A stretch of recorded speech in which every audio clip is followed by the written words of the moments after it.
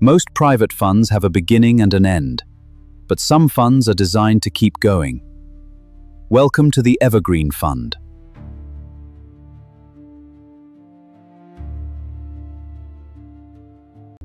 So if the fund doesn't end, what happens to the money?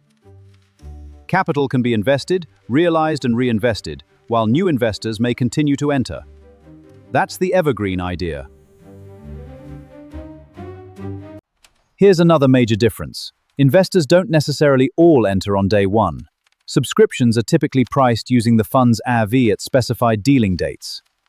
And that makes valuation rather important. Now for the misunderstanding that causes trouble. Evergreen does not mean investors can automatically take their money back whenever they want. Liquidity depends entirely on the fund terms, and restrictions may apply. And here lies the central challenge. The fund may offer periodic liquidity while holding assets that can take months or years to sell. So liquidity has to be managed, not merely promised. Now the advantages. A traditional closed-ended fund eventually approaches the end of its life, which can influence when assets are realized. An evergreen structure can provide greater flexibility to hold attractive assets for longer. No artificial finish line. Another advantage, capital can keep working. Instead of automatically winding everything down, proceeds may be reinvested into new opportunities. That can reduce the stop-start nature of traditional fund cycles.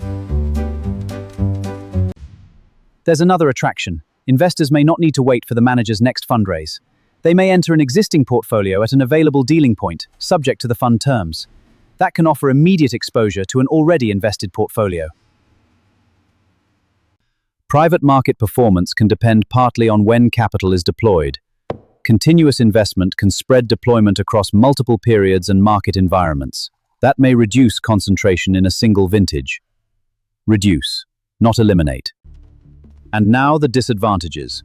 Private assets don't usually come with a continuously observable market price. But that valuation can determine the price at which investors enter or leave.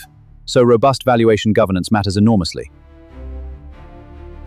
The real stress test comes when many investors want liquidity at the same time. Depending on the fund terms, the liquidity management tools may limit, defer, or sometimes suspend redemptions.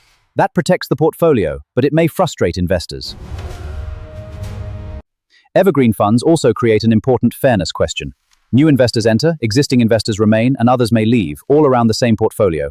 If the NAV is wrong, value can move unfairly between those groups. Fair dealing is therefore essential. And don't forget the economics. With no predetermined end date, investors need to understand which fees continue and how they're calculated. Small annual costs can become meaningful over a long holding period. Read the terms. There's another trade-off. Liquidity may require cash. Managers may hold liquid assets to meet investments, expenses, and potential redemptions. But too much uninvested cash can dilute investment returns. It's a balancing act.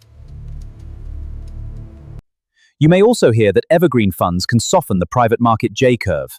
Why? New investors may gain exposure to an existing portfolio containing more mature assets. But don't turn that into a promise. Performance still depends on the assets, valuation, fees, and entry point.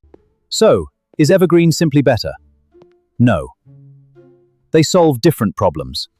Evergreen can be attractive for long-term investors who value continuous private market exposure and potentially periodic liquidity. Fit matters more than fashion. So the attraction is clear: continuous exposure, flexible capital deployment, potentially longer asset holding periods, and possible periodic liquidity. But those benefits come with trade-offs, particularly around valuation, liquidity, and redemption management.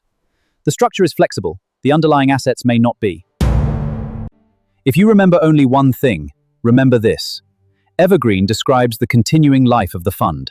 It does not mean the underlying assets are liquid. Understand the liquidity, understand the valuation, and always read the terms.